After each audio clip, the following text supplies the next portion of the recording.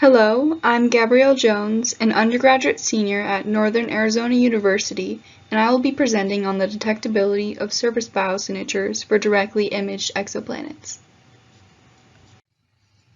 Previous studies have examined how spectral observations are influenced by noise sources and how the Vegetation Red Edge could be used as a potential biosignature.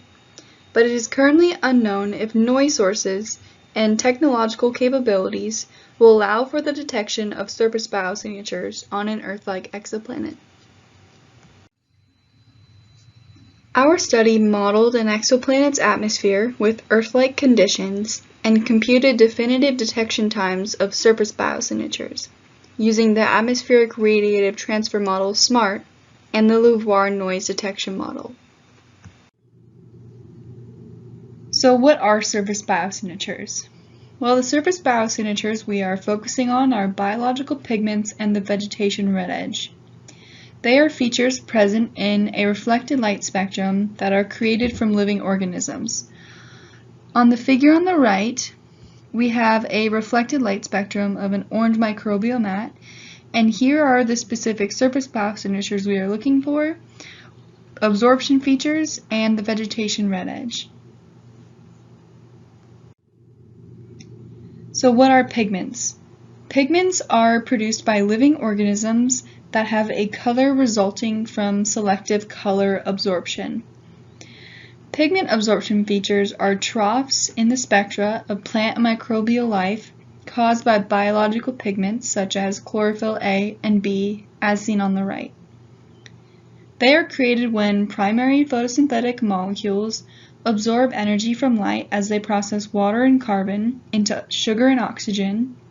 However, some pigment absorption features are not dependent on life to produce oxygen as a byproduct of photosynthesis, and as a result, non-photosynthetic pigments exist as well. The vegetation red edge is characterized by the region of rapid increase in reflectance of vegetation in the near-infrared region of a spectrum around 0.6 to 0.8, as seen in the figure here.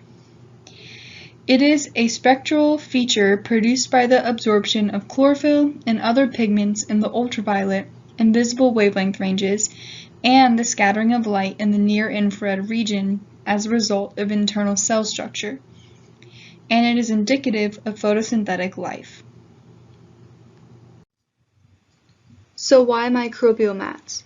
Microbial mats are composed of layers of microorganisms, and they are the extremophiles we are focusing on, specifically orange and black mats. They are a reasonable candidate for detection of life on other planets because they are a simple light form, making it more probable to exist on an exoplanet. They have been prevalent on Earth throughout its history, containing some of the oldest life on Earth, and they have prominent vegetation red edge and pigment absorption features within their reflecting spectra. The picture on the right showcases orange and black microbial mats in a stream bed called Green Creek in the McMurdo Dry Valleys. If you want to know more about microbial mats, visit my co-author Skylar Borges' talk on high-resolution satellite mapping of microbial mat and moss cover throughout Antarctic's Fryxell Basin. So are surface biosignatures detectable from directly imaged Earth-like exoplanets? And what kind of extremophile life can be detected? To answer these questions, we are using models to simulate the spectra of an exoplanet and test whether surface biosignatures are detectable using future and current technologies such as LUVOIR. Our first step is to create realistic surfaces of exoplanets. We did this using a linear mixing model to mix multiple end members at desired percentages and output a mixed spectrum. We created various percentages of soil, black mat, and orange mat to see which combination would be the fastest to detect, and even if some combinations are undetectable. Here are our results from our linear mixing model. We mixed black mat and soil with soil in the red and 100% black mat in purple. Then we mixed combinations of 25, 50, and 75% black mat as well. Here are the specific surface biosignatures we are looking for, the absorption pigment of chlorophyll, and the red edge characterized by a steep increase in reflectance. We did the same combinations for orange mat with soil in red and 100% orange mat in purple with combinations 25, 50, and 75. Here are the chlorophyll absorption pigments and then the steep red edge feature. Then we created mixtures of black mat, orange mat, and soil to represent a realistic world with these extremophiles. Here you can see the pigment features and the vegetation red edge for each combination. After creating surface spectra, we take it a step further and simulate an Earth-like atmosphere using SMART, or Spectral Mapping Atmospheric Radiative Transfer Model. And with our mixed spectrum as input, SMART will produce top of the atmosphere radiance that we can use to calculate reflectance.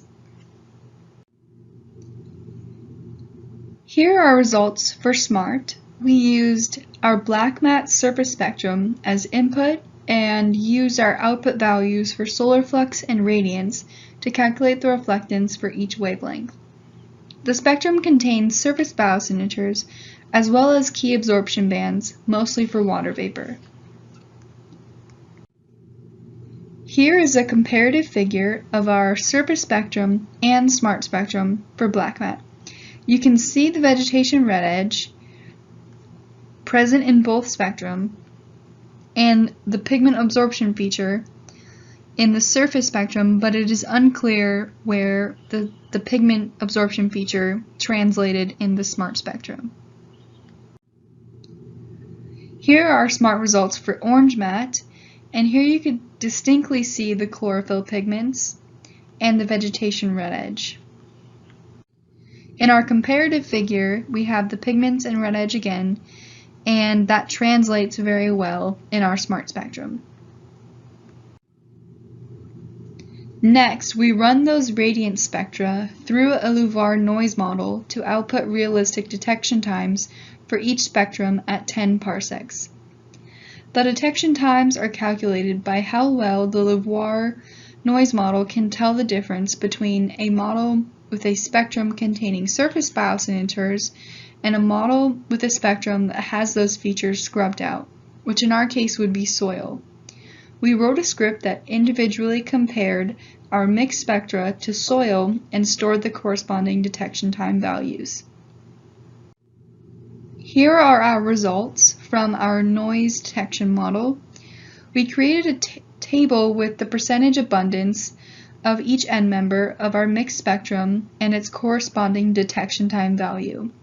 Here you can see 100% black mat has a detection time of 12 hours, 100% orange mat has the second fastest detection time of 22 hours, and our combination of 75% black mat, 15% orange mat, and 10% soil has a close third of about 24 hours. Past this line is over 100 hours for the detection time.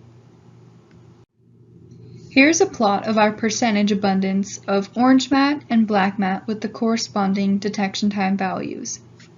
You can see a nice trend that as the percentage abundance of orange mat and black mat increases, the detection time exponentially decreases. And here are values for 25% orange and black mat, 50% orange and black mat, 75%, and 100%. And as you can see, with a higher percentage abundance, orange mat and black mat are relatively close in detection time, but the less abundance of each mat, then the more separation between the detection times occur. We found that if the percentage of biological was greater than or equal to 75%, then the detection time was less than 100 hours. And with our fastest detection time being black mat at around 12 hours, then to be able to detect life on another planet, it is quite reasonable to devote tens of hours of observation time. So why is this important? Understanding techniques for detecting life on an exoplanet's surface will aid in our search for life beyond Earth and will inform future space telescope mission design, such as LUVOIR. Moving forward, we will test different abiologic spectra for our noise model to compare to our spectra with our surface biosignatures. This is because reflectance is dominating detection times, not biosignatures. So to isolate the biosignature, we are going to create a spectrum that has those features more specifically removed to really focus on detecting those signatures. We will also run SMART with clouds for each of our surface spectra with 25, 50, and 75% cloud coverage. We will test other extremophiles with non-photosynthetic pigments and without the Vegetation Red Edge to compare the detectability with our results for orange mat and black mat detection times. Thank you so much for listening to my talk, and please feel free to reach out if you have any questions. Thank you.